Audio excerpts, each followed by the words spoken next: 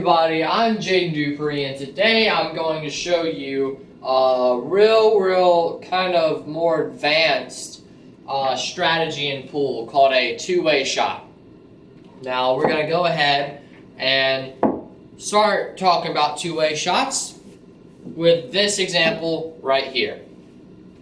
So we're on the 4-ball, let's say we're playing 9-ball. Let me find the 9-ball, just throw it out there to make it more logical. Of course, it's in the last pocket I look in. There it is. Alright, so this is our setup. We cannot cut the 4 in. If you're not smart, you can try to kick it. You can try to kick it in. That actually wasn't too bad, but that's not a good choice. One choice is to bank it. Bank it back down table like that. And as you see, it can go pretty well. But the reason this is the right choice, and some people don't see that, some people may try to bank it towards the other pocket.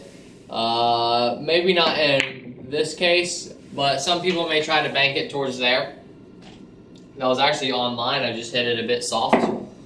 But I want you to watch where the cue ball goes. A lot of people like to play bank shots with draw, with some backspin. So like, I was banking this hard, a lot of people bank it using that backspin. Now watch what happens if we bank it slower with some top right.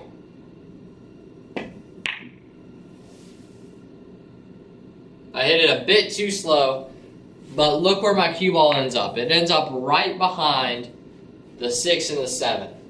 So what you do is you combine the safety shot with the offensive shot. And you see, if I make the offensive shot, I'm still good for my 6-ball because my cue ball is behind the 7-6.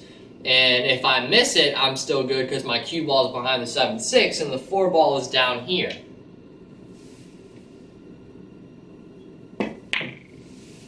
So it looks like that.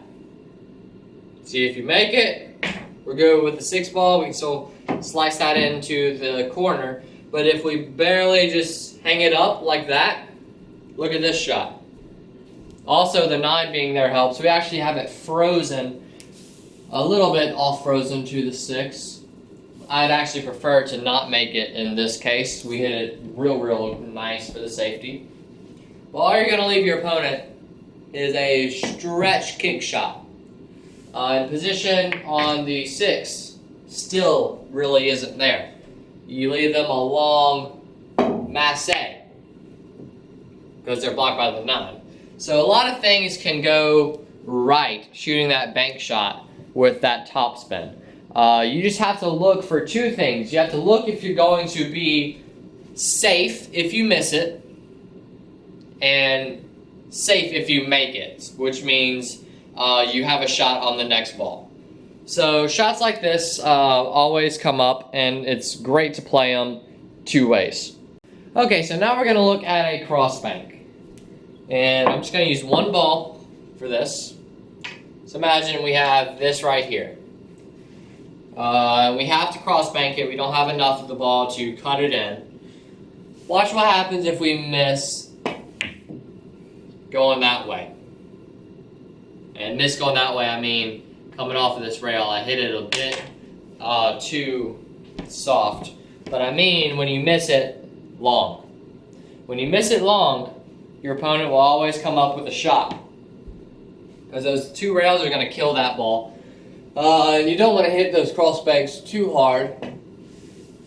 Well, your opponent will always have a shot. Now, watch what happens. This is the path we usually want our object ball to take. We either want it to go right in the heart of the pocket or short. Because if it goes short, we want to try to get to stop somewhere before it reaches that pocket. Our cue ball still goes down table. And look at this shot. They don't have anything to make the ball but a kick. Now they can play safe. This shot is hard to bank. So you really get the better roll if you go short.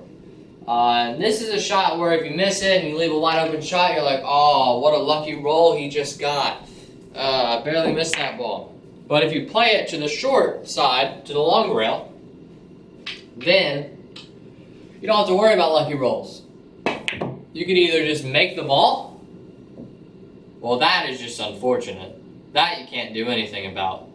But you either make the ball, or if you come up short, come out to this rail. That's the best way to play that ball. That's the way you want to play that ball. What just happened there is just straight unfortunate. And there's sometimes in pool where that's just what you get, and that's what the table gives you. You just got to go sit back down in your chair and just wait until your next opportunity. So let's move on. So those are the tips that I have for you today. Now this video is sponsored by Cut Shots. And these are balls, and they have all these symbols all over them, just like this. Comes with one white ball, and there's a set of 2 balls. This is 2. A set of 4 and a set of 8. And there's always one white ball, and then the others are yellow. So you can play like an actual game. Now the symbols are on there for visualizing that contact point in the ghost ball. So if you have that star right there, like let's say along the contact point there's a star. Now you're just going to aim for that star. And then you're always going to make that ball if you hit the star. If you hit the star, you're always going to make that ball. So if you have trouble sinking shots, it could be because you can't visualize the contact point. Like right here, it is a green square. So I'm going to line it up. Even if you want to do English, I can line up English on this ball using these symbols. Line it up with that green square. This pocket likes to spit stuff out, but if you use cut shots, you just like to make them. This is my crazy pocket right here. So I have the link to order these balls down in the description. I do not promote anything I don't like. And that's just how I am. I have a platform where I'm able to promote stuff, but I don't promote anything. I get daily messages, people asking me to use this and use that, but I don't use it unless I actually like it. And these, I shot with them for a few weeks before I decided to work with them. And I absolutely love them. They actually have taken my pocketing up a little bit. So these balls help you develop your muscle memory, which is the most important part of pool. Your muscles need to remember exactly what you're doing. It also helps you visualize spin. If you have trouble knowing what the cue ball does off a rail, instead of buying that $40 Aramith measle ball that only is a cue ball, you can see the spin on this and be like, oh, right spin does this, left spin does that, blah, blah, blah, blah, blah, blah, blah, blah. And then all of that great stuff that you can finally visualize instead of just having to guess what's happening.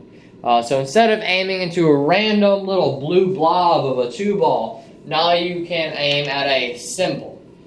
So these, I have the link to these down in the description. Make sure you go check it out. Thank you guys so much for watching. I really hope you enjoyed. If you did, please click the like button on this video. If you want to be notified when I post a new video, you can click the subscribe button, then the bell icon right next to it. That'll just send you an email and a notification saying that I've uploaded a new video. Thank you guys so much for watching, and I will see you in the next video.